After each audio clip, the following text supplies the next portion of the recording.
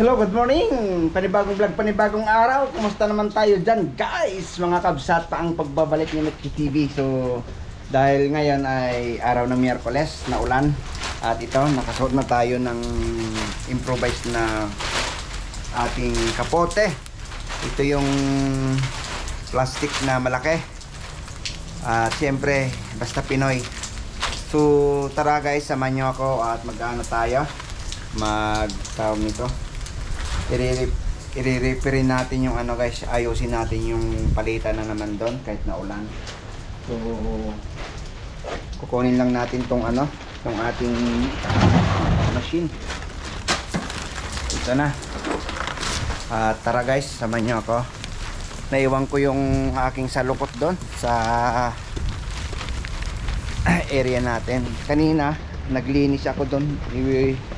Inano ko, brinas ko yung sahig pero hindi ko na na-film, so nakalimutan natin. So shout out sa inyong lahat guys. At ito medyo maaraw-araw kasi bukas daw may padating daw na malakas na bagyo, kaya ito medyo ano tayo ngayon, medyo busy naman ulit kahit na ulan. So tara, samahan niyo ako at mag-ano tayo dito, i-repair natin yung paleta. Si Dari na siya nagtatabas dyan sa paligid. So ito dahil matagal na tong ano, sira, kasi baka mamaya may ma-aksidente pa dito, madisgrasya. So ayun, anin muna natin. So ito yung inano natin kanina, brinas, di ba?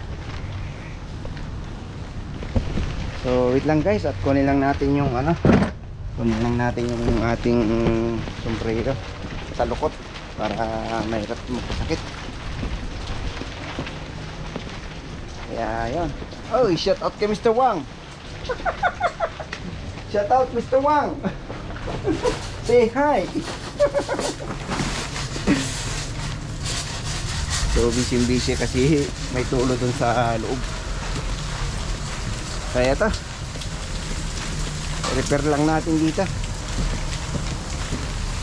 Baklasin muna natin tong ano, tanggalin natin tong dilaw para may ayos natin to ng maayos, kasi magkapatong yun eh. So tara, samahan niyo ako guys.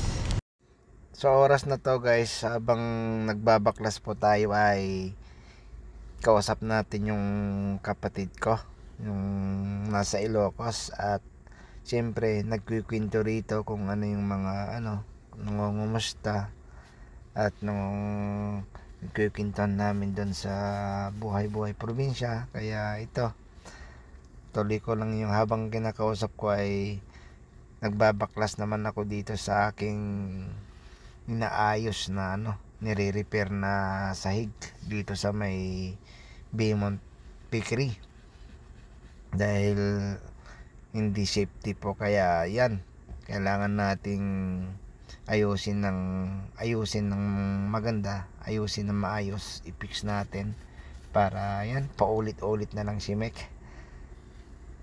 Kasi matagal nating ano, kasi to matagal nating napabayaan ba, yung ibig kong sabihin, dahil wala tayong time at hindi natin masingit-singit dito na ayusin. So yun, at nakikipagtilibabad dito yung kapatid ko nasa Ilocos, dahil siguro wala rin siyang magawa doon sa kanila dahil may masakit na yung kanyang paa. So bali ito, muulan dito nung habang ginagawa ko to, grabe, bago yata bumagyo. At kasalukuyan talaga dyan na ano, pagkatapos ko dyan, siyempre nakababad tayo sa basa, pati yung short ko nun nabasa dyan, basang-basa ako nun. Pag uwi ko, grabe, sumakit yung binti ko. Kaya yun, pinagtiyagaan talaga na ano, pinilit ko talagang tapusin to, kasi bumabagyo nga, tapos baka mamaya may ma-aksidente pa dyan. Pero ano naman na guys, yung saygay na ano ko na, na brush ko na rin, kaya hindi na po siya madulas. Kaya ito, samahan nyo lang ako at baklasin muna natin to para maayos natin ng husto. At medyo bumaba na kasi guys, kaya yung nasa baba ay umano na rin siya, na tumba na. Dati magkapatong yan, kaya iano natin, i-fix natin.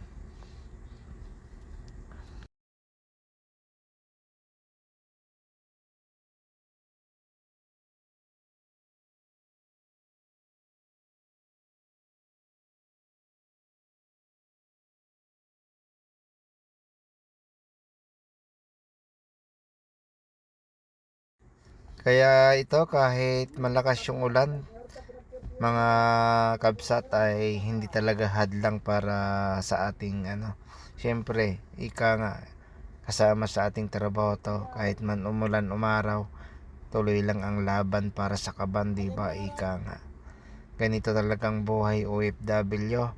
Sa mga nakaka-relate po dyan na kagaya ko na OFW, gagawin lahat para sa pamilya, di ba? Imbis na siyempre dahil sa malakas na ulan yan, pwede mo namang ihinto para tumabi ka, pero sa kagustuhan mong matapos at makauwi na, kaya tuloy-tuloy lang ang iyong pag-ayos ng sahig na to para kuan. Siyempre, sino bang gustong magtrabaho sa ulanan, di ba? Ika nga.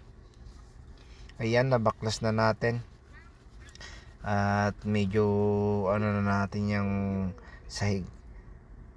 Medyo malala rin to kasi pag naglakad ka na, pag dumaan ka na dyan, ay yung nauuga na yung tawag na, nagyuyog-yugan na yung sahig, kaya yung pinaka poste niya ay natanggal na yung mga pako, kasi ang nilagay lang kasi nila yan, yung ayos nila yung tinatawag na nilgan. Kaya hindi naman yun, manipis lang yun.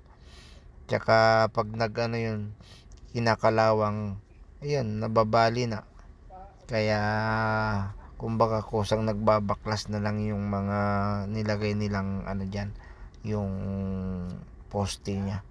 Kaya buti na lang nandito tayo para taga-repair, pero okay lang naman, kasama naman yung trabaho natin ng ganyan. All around naman tayo, hindi naman ganong mahirap yan. Pero sa iba, mahirap talaga yan kung hindi talaga sila sanay sa mga ganyang trabaho, di ba? Kasi tayo, wala naman tayong pinipili eh. Kaya yun lang yung may ko dito guys. Mahalin nyo yung trabaho nyo. Ayan. Ganyan-ganyan lang yan, pero maya-maya matapos na rin yan. Siyempre, si Mekti TV ba? Hindi naman niya iwanan yan na kung ganyan-ganyan lang. Bang yabang ha? Pero totoo yan guys. Matatapos talaga yan. Naulan yan palakad-lakad lang, parang bossing lang. May kausap pa sa telepono. So ayan, bigla nang nawala. Saan kayo nagpunta yon? Maloko rin tong si Mekti TV. Iniwan tayo dito guys. Kaya hintay na lang natin habang wala pa siya. Siguro naghahanap siguro ng o kinuha niya yung merienda niya. Kasi minsan dyan, meron kaming libreng kape dyan Ayan pala. Hanggang ngayon may kausap pa rin. Palakad-lakad na lang dyan Hindi, tinitignan niya lang yung guys. Tinitignan lang nung kung yung gagawin niya. Kung ano yung kulang, anong ilalagay. Kung gaano kataas yung ilalagay nating paa niya. Kasi talagang lumundo siya. Diba? Sabi ko sa inyo, naulan talaga. Nagpunas pa dyan. Hinugasan pa yung kamay niya. Grabe. Matagal-tagal din yung usapan namin kasi dyan ng kapatid ko Nagkikwento lang tungkol sa buhay-buhay. Siyempre, alam mo naman, ganyan talaga yung ano, pag mga kapatid magkausap mo, yung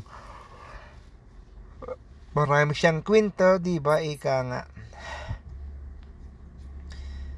O, hindi pa natigil yung ulan. Ayan o, tignan nyo naman.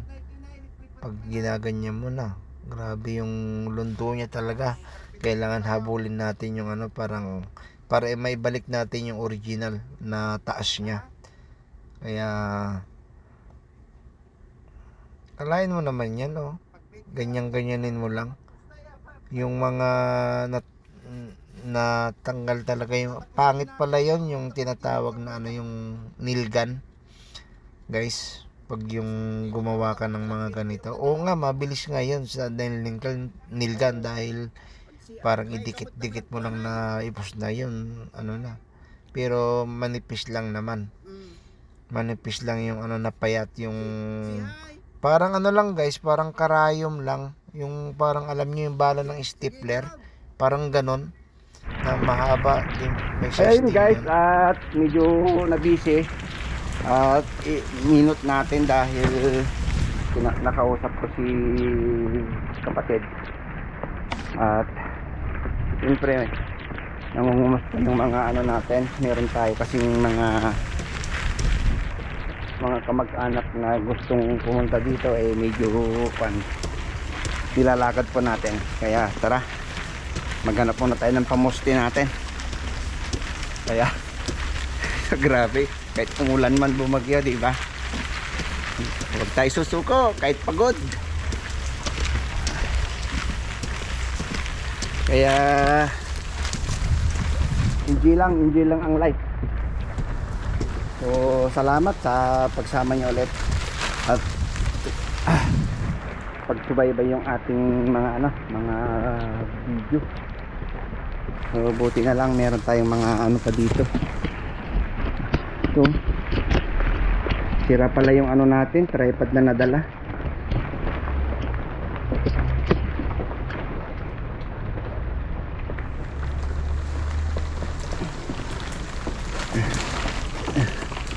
Ito, kamakuan.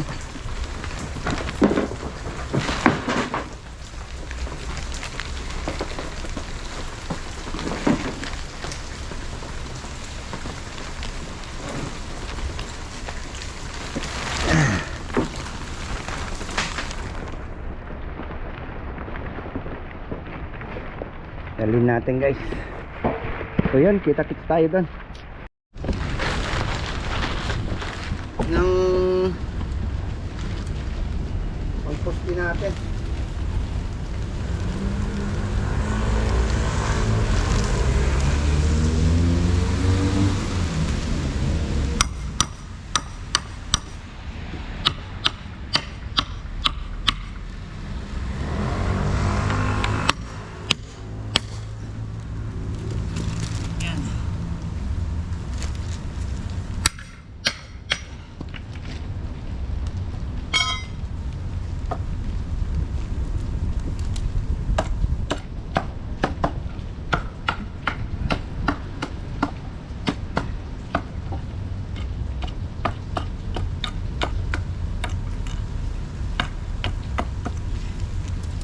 Natin para makapagkasya.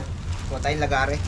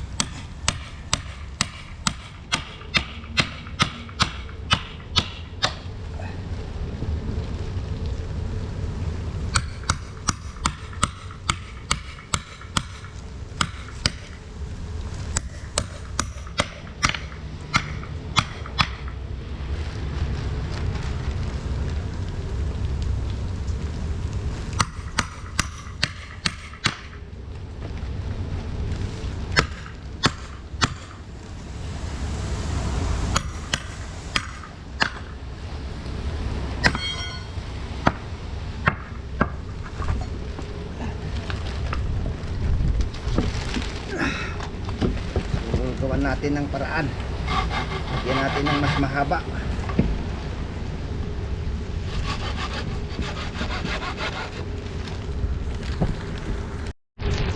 Lagyan natin mas mahaba. Itong mahirap kasi guys, yung ganitong naulan.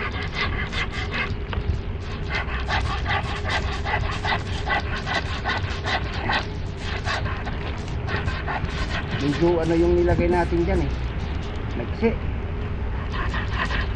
Hindi umabot sa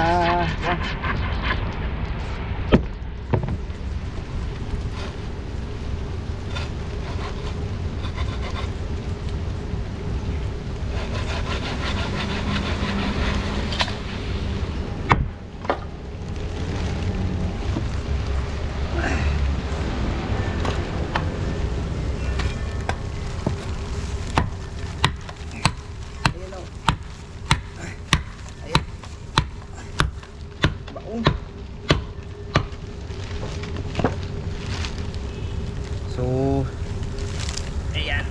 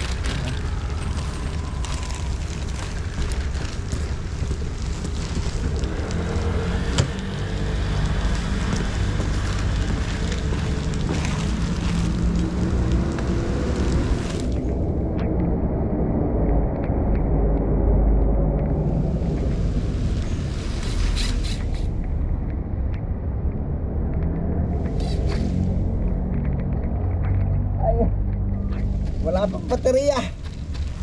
Sayang.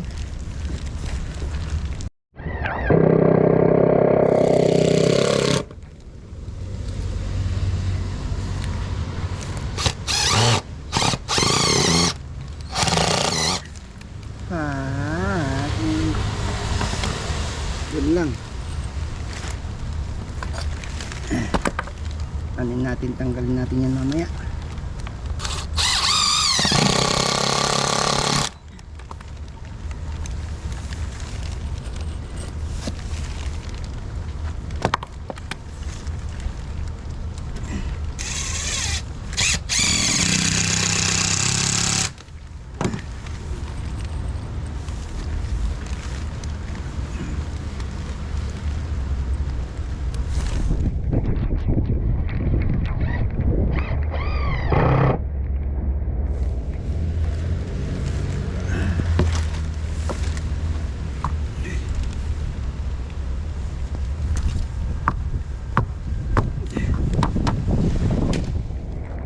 Yan.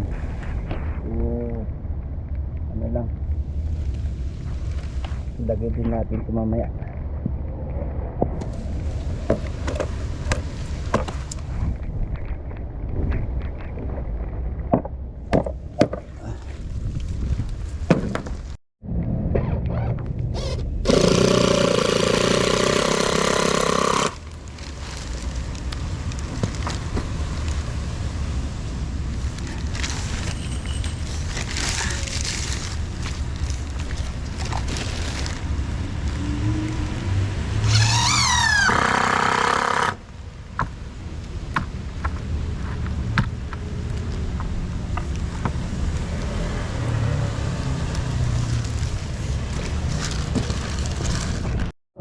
yun guys. Ano muna tayo? Kain muna tayo. Sabaw. Tamang-tama sa tag-init ay taglamig. Iluto muna tayo.